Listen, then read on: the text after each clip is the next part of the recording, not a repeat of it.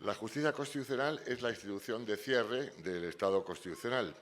Solo la justicia constitucional permite garantizar la supremacía de la Constitución. De hecho, como decía Virdó, es el corolario de la supremacía de la Constitución. La Constitución solo sería una pura vestidura jurídica formal si no está instaurada la justicia constitucional. La justicia constitucional convierte en norma la forma, convierte en materia lo que era pura expresión de una voluntad inerte. La justicia constitucional otorga coherencia al Estado de Derecho. La cúspide de la pirámide normativa, la Constitución, se convierte también en vinculante, en obligatoria, en exigible, y no solamente para los poderes públicos o los ciudadanos, sino para todos, para unos y para otros.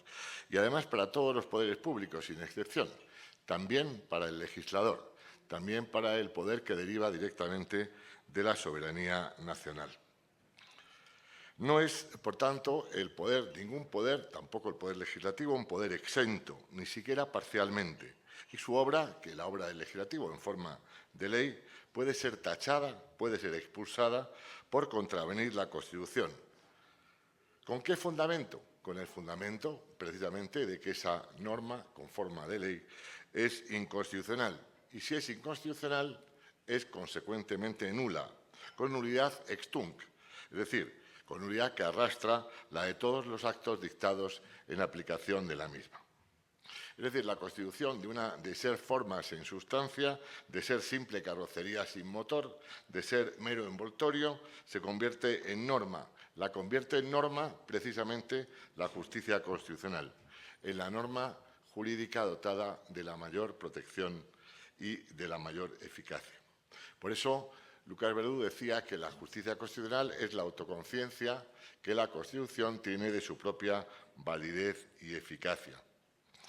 Esta idea, que es tan sencilla, me recuerda una frase, más o menos, de un filósofo del siglo XIV, nada menos, de Guillermo de Ockham, que decía que cuando ante un dilema tenemos varias soluciones delante, siempre optemos por la más sencilla. Es la única forma de acertar, y acertamos cuando llegamos a esta conclusión. ¿Quién asume la justicia constitucional? Pues la asume un órgano jurisdiccional, necesariamente jurisdiccional, porque debe resolver en forma de sentencia. Esa sentencia o esas sentencias tienen valor constitutivo y erga omnes. Tanto se pronuncian de forma directa, es decir, en un recurso, en una impugnación, como de forma indirecta a través de una cuestión planteada por cualquier juez o tribunal de la rama judicial. Así es como se cumple la función depuradora del ordenamiento jurídico, en los términos que nos enseñó Hans Kelsen. Cuando un tribunal constitucional declara la inconstitucionalidad de un precepto legal, impugnado por el sujeto legitimado, igualmente, como decía antes, declara la nulidad. Así lo dice tajantemente nuestra Ley Orgánica del Tribunal Constitucional Español, que vincula, que anuda la inconstitucionalidad con la nulidad. En una de las primeras sentencias del Tribunal Español, en el año 81, dice literalmente: la inconstitucionalidad conlleva la sanción de la nulidad con ineficacia originaria, si bien, claro está, dentro del respeto de las situaciones consolidadas. ¿Cuáles son esas situaciones consolidadas? Las situaciones que ya han sido resueltas por sentencia firme, salvo las sentencias en materia penal o contencioso administrativas referentes a procedimientos sancionadores.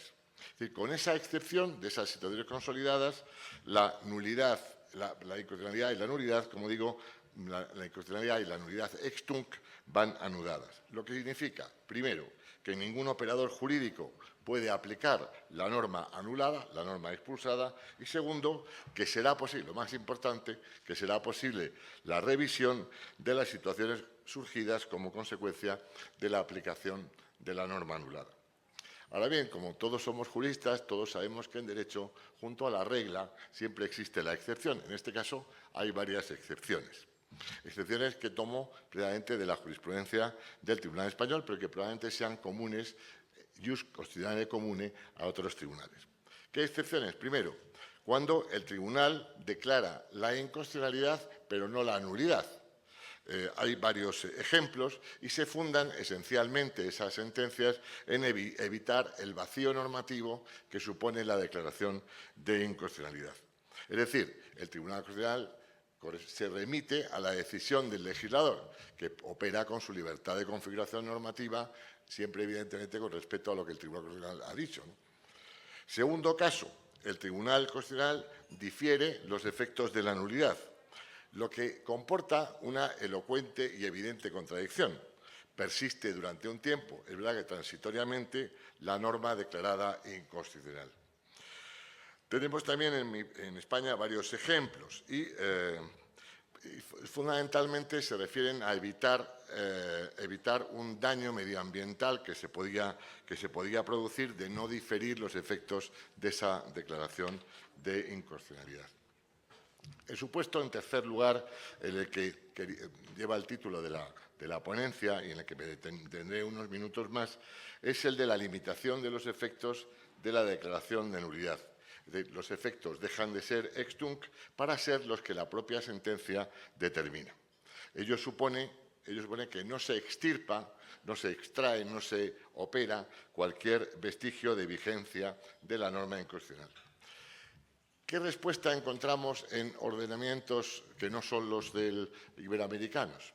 Pues voy a contar dos casos del derecho comparado. Uno, el Tratado de Funcionamiento de la Unión Europea establece que el Tribunal de Justicia de la Unión Europea puede limitar el alcance de las sentencias, es decir, puede dotarlas de efectos ex nunc y no ex tunc. Esta limitación de efectos la ha hecho el Tribunal de Justicia Europeo en alguna ocasión, pero siempre con respeto de dos requisitos.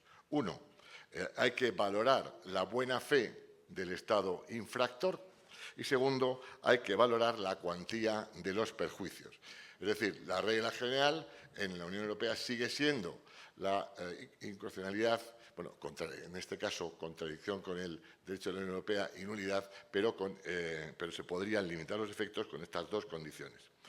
El otro ejemplo es el alemán. En Alemania, el Tribunal Constitucional alemán, inicialmente, bueno, de esto sabe mucho mi amigo Richard Ortiz, que estudió en Alemania. El Tribunal Constitucional alemán inicialmente fue muy proclive a las interpretaciones conformes para evitar las declaraciones de inconstitucionalidad totales o parciales. Pero después, una reforma de la ley orgánica, de la ley reguladora del Tribunal Constitucional alemán en los años 70, abrió las puertas a una doctrina para limitar los efectos retroactivos o ex tunc de las sentencias de inconstitucionalidad. Y esta vía ha sido utilizada por el Tribunal alemán precisamente en materia tributaria, de forma que ha limitado los efectos retroactivos cuando se vulneran los principios de igualdad en materia tributaria o de capacidad económica.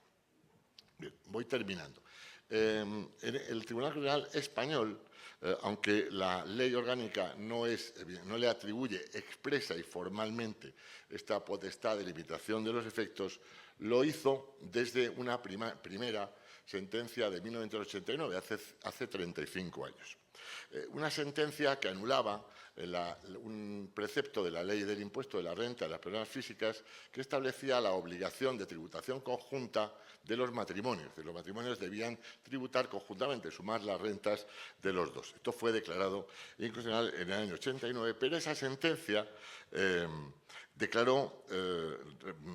limitó los efectos invocando el principio de la seguridad jurídica. ¿Cómo lo justifica? ¿Cómo lo justificó el Tribunal Constitucional? Lo justificó diciendo que el Tribunal ha de precisar el alcance de los efectos de la nulidad en cada caso, dado que la categoría de la nulidad no tiene el mismo contenido en los distintos sectores del ordenamiento jurídico. Y además de ello, lo justifica también en que la irrevisabilidad, la no revisión, no solo se ha de referir a las situaciones consolidadas por sentencia firme, sino también, y esta es la gran novedad, a aquellas establecidas por actos administrativos también firmes. ¿Para qué? Para proteger las liquidaciones tributarias efectuadas por esos matrimonios que tributaban conjuntamente los años anteriores y evitar la obligación de la Hacienda Pública de la devolución de cantidades importantes a esas personas. En fin, se entendió entonces el Tribunal Constitucional y lo ha entendido en más sentencias en materia tributaria que para evitar que resulten perjudicados injustificadamente otros bienes constitucionales deben ponderarse las consecuencias adicionales de la declaración de inconstitucionalidad. Claro, esta es una vía abierta por el Tribunal español que tiene, al menos yo no quiero hablar de mí, yo he formulado varios votos particulares en esta materia, pero como decía, no vengo a hablar de mi libro, sino vengo a exponer una posición. Entonces, lo que sí vengo a formular esta posición es en forma de preguntas. ¿Significa esto que en el ámbito tributario el principio de seguridad jurídica supone una protección exorbitante de la hacienda pública? ¿Supone una protección de un poder exorbitante del poder fiscal? ¿El poder fiscal prevalece sobre los derechos de los ciudadanos a la revisión de sus situaciones, de las situaciones no consolidadas por sentencias firmes? ¿Es que se obliga al ciudadano a mantener siempre una actitud beligerante ante cualquier actuación tributaria cuando presuma o pueda presumir o pueda tener dudas sobre la constitucionalidad? ¿Supone un desequilibrio entre el legislador tributario y los derechos de los ciudadanos? Ciertamente, la vinculación entre inconstitucionalidad y nulidad no puede ser absoluta, ciertamente. No tiene por qué ser necesariamente absoluta, pero sí es la regla general. Y las reglas generales deben permitir excepciones determinadas únicamente o justificadas únicamente, a mi juicio, por la necesidad de evitar situaciones indeseables que podrían derivarse de no limitar los efectos de esa declaración de nulidad. Pero repito, la regla es la regla, o debe ser la regla, y la excepción debe ser siempre la excepción, lo extraordinario. Y he cumplido el tiempo porque me señala la tarjeta roja justo en el momento que termino. Muchas gracias por escucharme.